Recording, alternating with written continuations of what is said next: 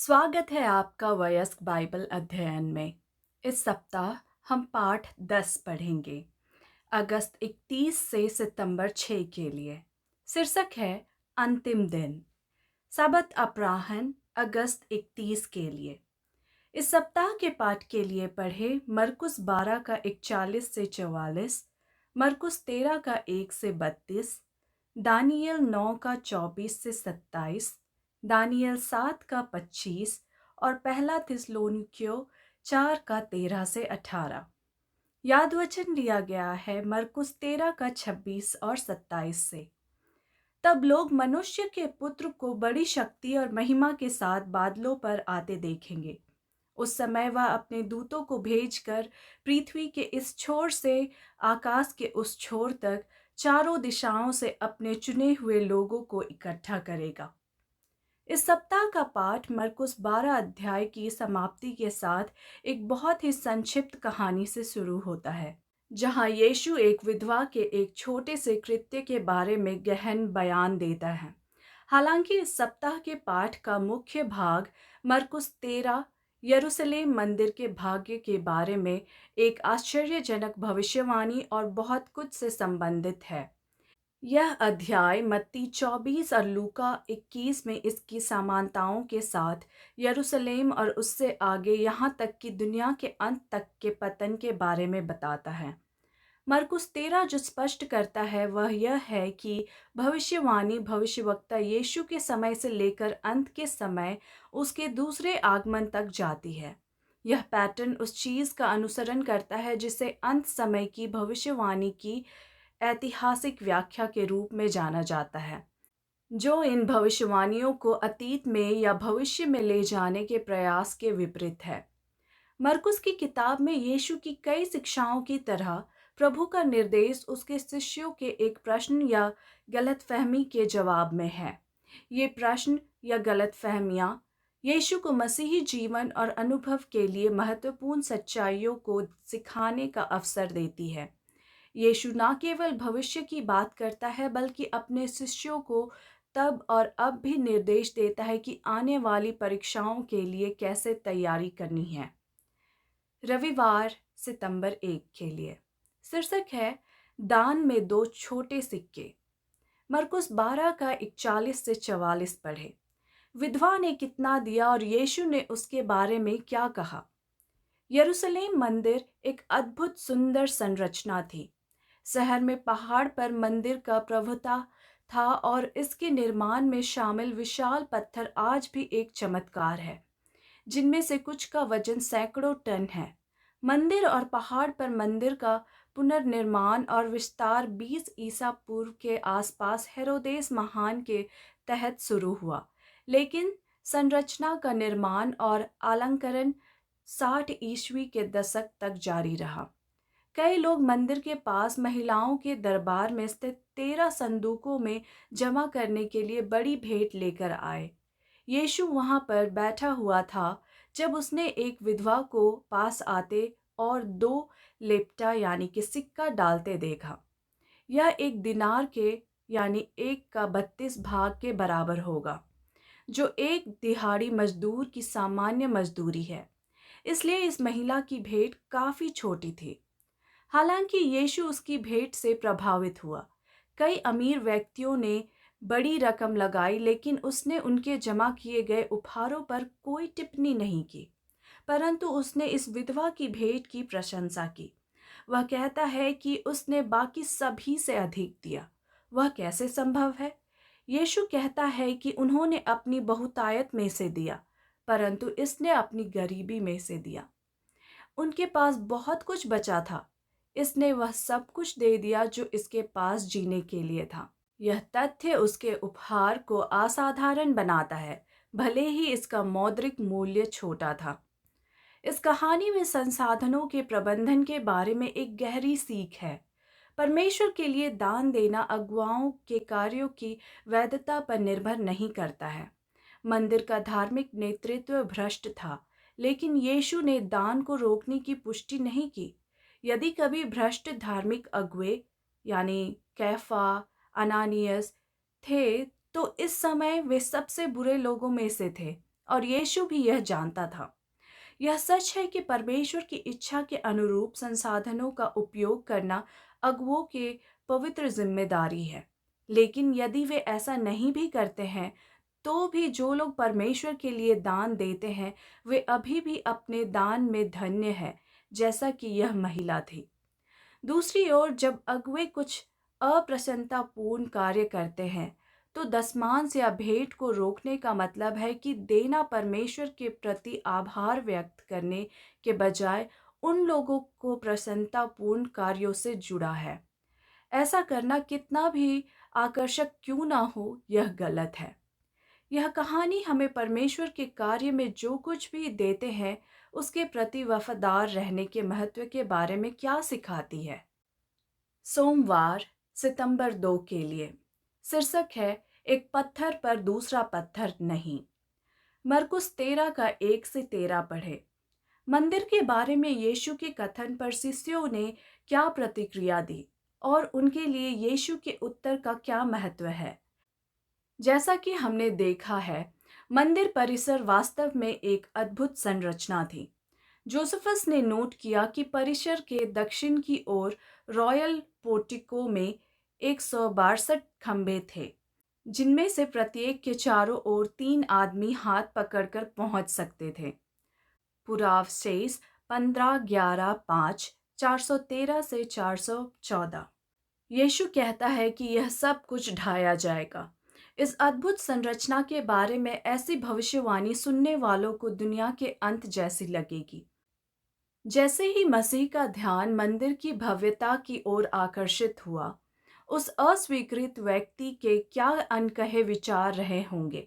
उसके सामने का दृश्य सचमुच सुंदर था, परंतु उसने दुख से कहा, मैं यह सब देख रहा हूँ। इमारतें सचमुच अद्भुत है। आप इन दीवारों को प्रत्यक्षता अविनाशी बताते हैं, लेकिन मेरे शब्दों को सुनो। वह दिन आएगा जब यहाँ पत्थर पर पत्थर भी बचा ना रहेगा जो ढाया ना जाएगा। Ellen G White, the desire of ages, page 627। शिष्य जानना चाहते हैं कि यीशु ने जो भविष्यवाणी की है वह कब पूरी होगी। इस प्रकार मरकुस 13 का 4 में एक छोटा समूह पतरस, याकूब, यूहन्ना और अंद्रियास उससे समय के बारे में पूछते हैं। वे जानना चाहते हैं कि ये सब बातें कब घटेंगी और जब घटेंगी तो क्या संकेत होगा। मरकुस 13 का 5 से 13 में जो बात चौंकाने वाली है वह यह है कि यीशु अपना अधिकांश समय यरूशलेम के पतन का वर्णन करने में नहीं, बल्कि अपने शिष्यों को चेतावनी देने में बिताता है कि वे प्रारंभिक मसीही चर्च की स्थापना की अपनी सेवकाई में क्या उम्मीद कर सकते हैं। ऐसा भी नहीं लगता कि यह आसान होने वाला है। दरअसल उन पर अत्याचार किया जाएगा, मुकदमा चलाया जाएगा और कुछ को मार दिया जाएगा। लेकिन इस सब के माध्यम से यीशु संकेत देता है कि अभी समय नहीं आया है। उन्हें उथल पुथल वाली घटनाओं से धोखा नहीं खाना चाहिए। इसके अलावा पवित्र आत्मा उन्हें सही समय पर बोलने के लिए शब्द देगा, तब भी जब परिवार और मित्र उन्हें छोड़ देंगे। यीशु की भविष्यवाणी में इन प्रारंभिक शब्दों का निष्कर्ष यह है कि परमेश्वर के लोगों को उपद्रव और परीक्षा से डरना नहीं चाहिए। उन्हें सतर्क रहना है, क्योंकि परमेश्वर का आत्मा उन्हें संकट से बाहर निकालने वाला है।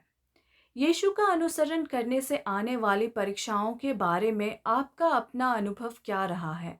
यदि आपके पास कोई नहीं है, तो क्या आपको यह पूछने की ज़रूरत है कि क्या आप वास्तव में उसका अनुसरण कर रहे हैं? मंगलवार सितंबर 3 के लिए शीर्षक है उजाड़ने वाली घृणित वस्तु। मरकुस 13 का 14 से 18 पढ़ें। यीशु यह पता लगाने में क्या सुराग देता है कि उजाड़ने वाली घृणित वस्तु का क्या तात्पर्य है।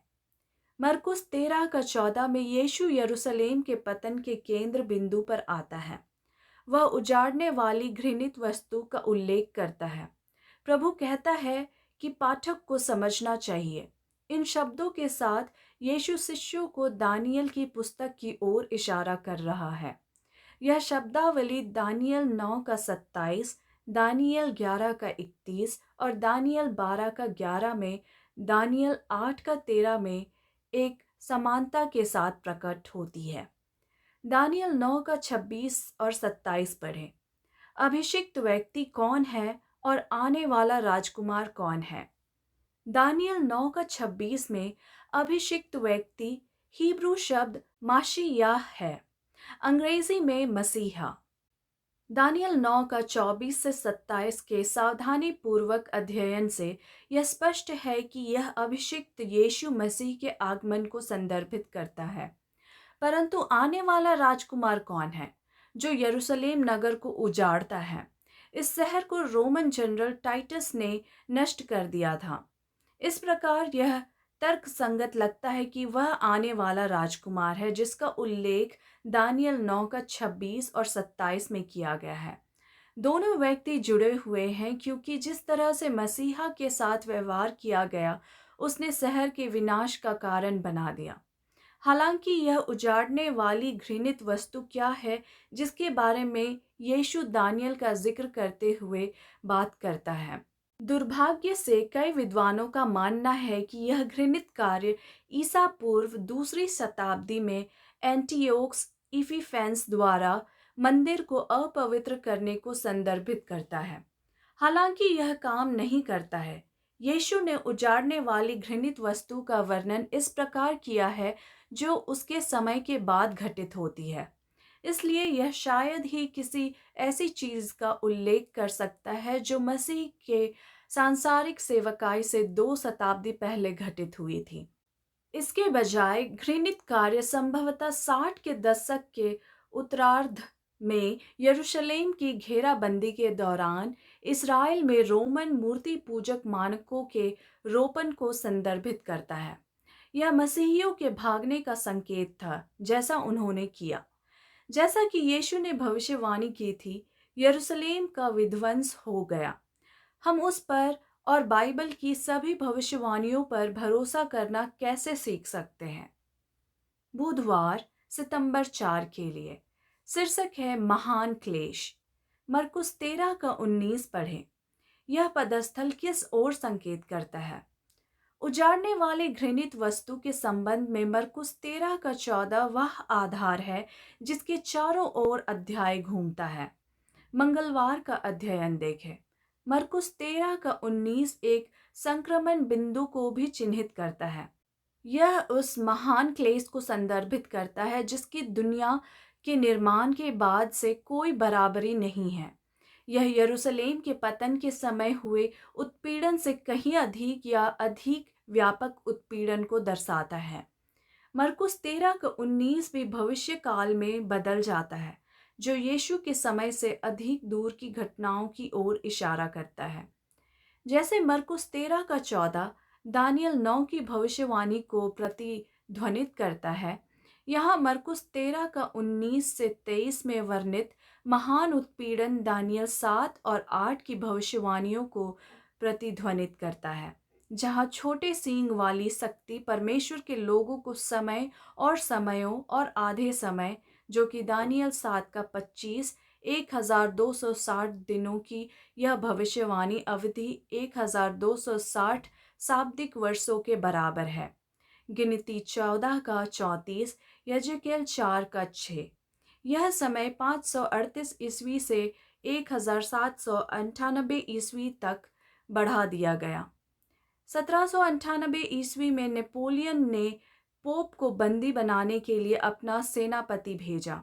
1060 वर्षों की इस समयावधि के दौरान छोटे सींग की शक्ति ने उन लोगों को सताया और मार डाला जो चर्च शासन की उसकी प्रणाली से सहमत नहीं थे। मरकुस 13 का 20 से 23 पढ़ें। क्लेश के समय में परमेश्वर अपने लोगों को क्या आशा देता है और समय समाप्त होने पर वह उन्हें क्या चेतावनी देता है? मरकुस 13 का 20 परमेश्वर के लोगों की खातिर उत्पीड़न को कम करने की बात करता है। ऐतिहासिक रूप से प्रोटेस्टेंट सुधार के उदय के बाद उत्पीड़न की आग कम हो गई, जिससे संकट का समय कम हो गया। जैसे जैसे छोटे सींग की शक्ति कम होती गई, अधिक लोग सुधारों में शामिल होते गए। लेकिन जैसा कि प्रकाशित वाक्य 13 की भविष्यवाणी इंगित करती है, छोटे सींग वाली शक्ति पुनः सशक्त रूप से उभरेगी। मरकुस 13 का 21 से 23 में देखें। यीशु एक और खतरे की चेतावनी देता है, झूठे भविष्यवक्ताओं और झूठे मसीह की, जो उसके वापस आने से पहले उठ खड़े होंगे। यीशु अपने अनुयायियों को उनसे सावधान रहने की चेतावनी देता है।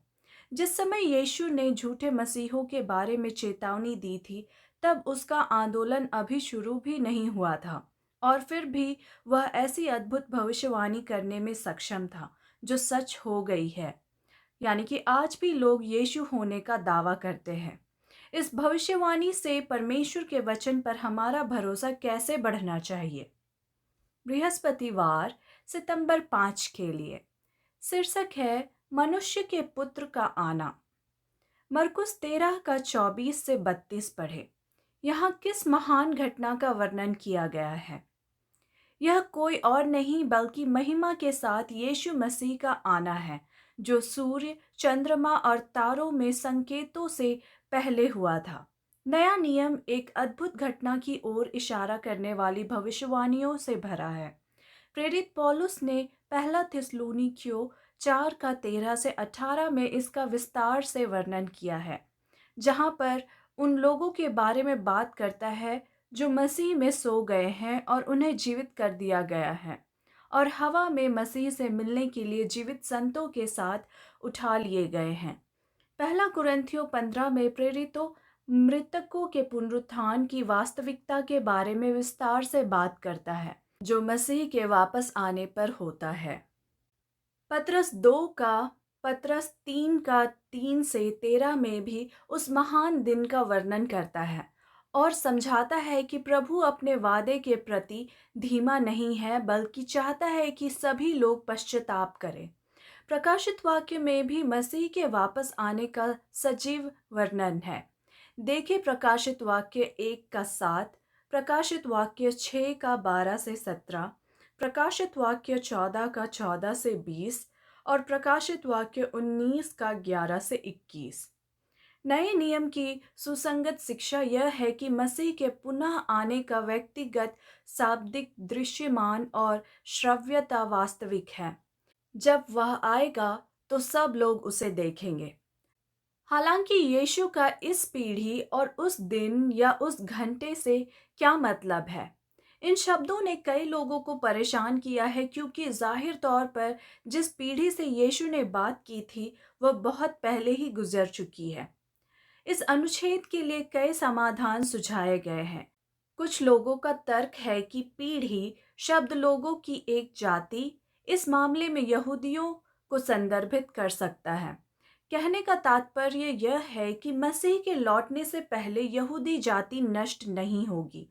दूसरा समाधान उन लोगों की पीढ़ी के बारे में बात करना है जो सभी संकेतों को पूरा होते हुए देखते हैं, जो मसीह के लौटने से पहले खत्म नहीं होंगे। लेकिन एक सरल समाधान यह है कि मरकुस 13 का 30 में यीशु इस शब्द का उपयोग इस पीढ़ी के रूप में करता है, और मार्क 13 का 32 में वह शब्द का उपयोग उस दिन और घंटे के रूप में करता है। मरकुस 13 में शब्द यह, यानी कि हाउटोस, हाउटे, टूटो, पद 1 से 13 में अधिक आता है, जो यरूशलेम के विनाश की ओर ले जाता है। वह शब्द जो अध्याय के उत्तराधार की विशेषता बताता है।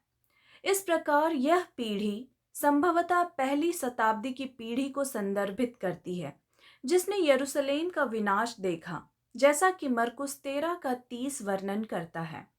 हालांकि मरकुस 13 का 32 मसीह के दूसरे आगमन को संदर्भित करता है, जो अभी भी भविष्य में है और पहली शताब्दी से अधिक दूर था। नतीजतन मरकुस 13 का 32 पहली शताब्दी से अधिक दूर की घटनाओं के बारे में बात करने के लिए वह शब्द का उपयोग करता है। शुक्रवार सितंबर 6 के लिए अतिरिक्त विचार। एलन जी वाइट की किताब द डिज़ायर ऑफ एजेस में on the mount of olives पढ़े पृष्ठ 627 से 636। दुनिया में कई चीजें ऐसी हो रही है जो बेहद परेशान करने वाली है। जो कुछ सामने आ रहा है उससे लोग सचमुच डरे हुए हैं। हम सेवन डे एडवेंटिस्ट के रूप में घटनाओं पर एक प्रकार के अंदर के ट्रैक के साथ लोगों को यीशु में हमारी आशा और उसके आने के वादे की ओर संकेत करने के लिए इन चीज़ों का उपयोग कैसे कर सकते हैं। चूंकि हम उसके आने का सही समय नहीं जानते, हमें जागते रहने की सलाह दी गई है। धन्य है वे सेवक जिन्हें स्वामी आकर जागते हुए पाए। लूका 12 का 37। जो लोग प्रभु के आगमन की प्रतीक्षा करते हैं, वे निष्क्रिय प्रत्याशा में प्रतीक्षा नहीं कर रहे हैं। मसीह के आने की उम्मीद लोगों को प्रभु से डरने और अपराध पर उसके फैसले से डरने के लिए प्रेरित करती है। यह उन्हें उसकी दया की पेशकश की अस्वीकार करने के विध्वंसक पाप के प्रति जागृत करना है। जो लोग प्रभु की प्रतीक्षा कर रहे हैं, वे सत्य का पालन करके अपनी आत्माओं को शुद्ध कर रहे हैं। सतर्क निगरानी के साथ वे ईमानदारी से काम करते हैं, क्योंकि वे जानते हैं कि परमेश्वर द्वार पर है। लोगों के उद्धार के लिए काम करने में ईश्वरीय बुद्धि के साथ सहयोग करने के लिए उनका उत्साह तेज हो जाता है। ये वफादार और बुद्धिमान सेवक है जो प्रभु के घराने को समय पर अपने हिस्से का भोजन देते हैं। लूका 12 का 42। वे उस सत्य की घोषणा कर रहे हैं जो अब विशेष रूप से लागू होता है। जैसे हनोक, नूह, अब्राहम और मूसा ने अपने समय के लिए की घोषणा की, वैसे ही मसीह के सेवक अब अपनी पीढ़ी के लिए विशेष चेतावनी देंगे। Ellen G White, the desire of ages, page 634। चर्चागत प्रश्न। पहला, प्रभु के कार्य में सहभागी होना एक बात है, बलिदान पूर्वक देना दूसरी बात है। इसमें क्या अंतर है और वह अंतर क्यों महत्वपूर्ण है? दूसरा, परमेश्वर ने सदियों से आज की दुनिया में अपने लोगों के उत्पीड़न को क्यों नहीं रोका? महान विवाद का मूल भाव हमें कुछ हद तक यह समझने में कैसे मदद करता है कि उत्पीड़न क्यों मौजूद है? तीसरा, वर्तमान संसार में मसीह के आगमन के कौन से लक्षण आपके सामने विशेष रूप से प्रकट होते हैं? चौथा, मृतकों की स्थिति और इस तथ्य के बारे में सोचें कि मसीह के वापस आने तक मृतक सोते रहते हैं। लोग मृत्यु के बाद अपनी आंखें बंद कर लेते हैं और अगली चीज जो वे जानते हैं वह क्या है? यह विचार हमें यह देखने में कैसे मदद करता है कि कैसे प्रत्येक व्यक्ति के लिए मसीह का दूसरा आगमन हमेशा बहुत निकट होता है। धन्यवाद। परमेश्वर आपको आशीष दे।